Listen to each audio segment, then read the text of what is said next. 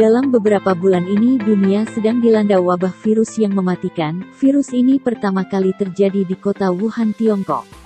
Penyebaran pandemi COVID-19 sangat cepat penyebarannya ke seluruh dunia termasuk Indonesia sendiri. Menurut ahli Feng Shui dan astrologi, Insinyur Gunadi Wijaya, sebenarnya COVID ini sudah pernah terjadi di dunia sejak ratusan tahun lalu di mana memakan korban jutaan jiwa. Dalam astrologi, Gunadi melihat kejadian ini dikarenakan pertemuan antara planet Saturnus, Pluto dan Uranus di titik sudut 0 derajat sehingga dapat penyebaran kematian dan menjadi banyak masalah. Sebenarnya COVID ini biasa-biasa saja. COVID itu kan sebenarnya flu, aba-aba flu, dan flu ini virus-virus flu itu sudah ada dari berapa ratus tahun yang lalu itu sudah ada. Cuman kenapa COVID ini menjadi heboh? Karena kebetulan dengan pergerakan planet Pluto, Saturnus, Uranus itu membentuk sudut lancip. Pluto, Uranus, nah sementara Pluto, Uranus, Neptunus itu kalau kita di dalam astrologi kita berbicara bahwa itu adalah planet kematian. Gunadi juga menjelaskan, Indonesia masih beruntung dan merasa bersyukur karena bila dibandingkan dengan negara-negara lain, kasus COVID-19 ini lebih kecil grafiknya. Wabah virus ini bila dilihat secara astrologi sebenarnya jangka panjang sesuai perputaran planet Saturnus, Pluto dan Uranus. Namun Gunadi menganjurkan agar setiap orang harus lebih memperhatikan kebersihan dan kesehatan agar terhindar dari virus ini. Kalau kita ngelihat dunia sekarang ini, kita lihat data dari sini. Total dunia baru kena sekitar 6,8 juta, jadi baru 7 juta. Dari 7 juta itu gitu loh. Nah, ini kita lihat kan yang paling parah ini sekarang ini adalah Amerika. Adalah Amerika yang disebut negara maju. Sementara kita yang mungkin sebagian kita ngomong development country atau negara berkembang, kita baru 30.000. Amerika, total case di Amerika sekarang ini sudah 1,965, hampir 2 juta. Pluto, kan tadi saya bilang adalah Pluto Saturnus. Pluto Saturnus itu bergerak 250 tahun mengelilingi matahari. Jadi di satu zodiak, Pluto Saturnus itu memerlukan waktu 20 tahun. Sementara Saturnus itu bergerak mengelilingi matahari perlu 30 tahun. Nah, Saturnus di satu zodiak itu 2,5 tahun. Nah, saat ini Pluto Saturnus lagi berteman, lagi dempetan. Jadi kita ngomong kayak terjadi conjunction atau perkawinan selama 2,5 tahun.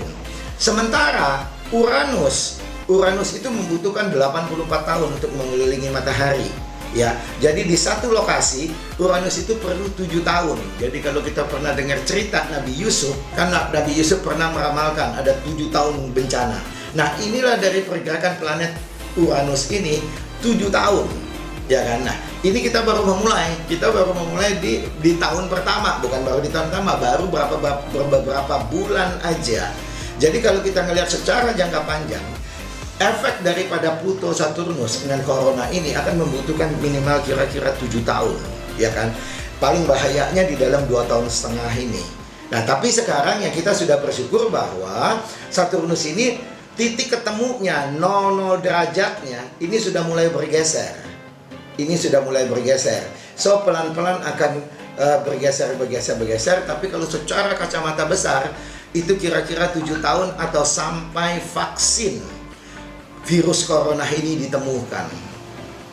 Pandemi COVID-19 mengakibatkan banyak usaha ataupun bisnis yang jatuh dan bahkan hancur tidak beroperasi seperti restoran, toko baju, properti dan lainnya.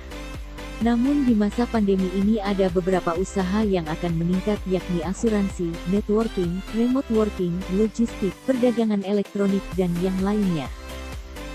Bisnis-bisnis akan booming ini apa? Satu adalah asuransi.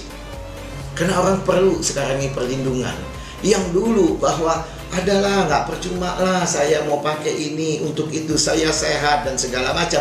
Sekarang orang butuh. Jadi asuransi akan menjadi salah satu bisnis yang booming. Kedua, e-commerce. E-commerce itu based on digital semua itu akan booming. Ketiga, networking. Bisnis networking ini akan membooming lagi karena orang akan mendapatkan duit dari jaringan. Kemudian remote working, bisnis remote working seperti kayak Zoom, Google Meet dan segala macam. Orang akan ngomong dari rumah. orang akan kerja dari rumah, itu semua akan booming. Kemudian logistik itu akan booming sekali. Kenapa? Karena setiap orang perlu makan. Secara umum orang perlu sehari 3 kali makan secara umum. Oke, dia nggak punya duit akan tunggu 2 hari, sehari 2 kali. Nggak punya duit 1 hari sekali. Itu sudah udah harus. Karena kalau dia tidak makan sehari sekali, tenaganya akan kurang. Akhirnya tinggal tunggu kan. Berapa lama tidak bisa makan. Jadi logistik adalah salah satu yang sangat luar biasa. Karena itu adalah kebutuhan dasar. Tapi ada bisnis yang jatuh. Hotel. Betul kan?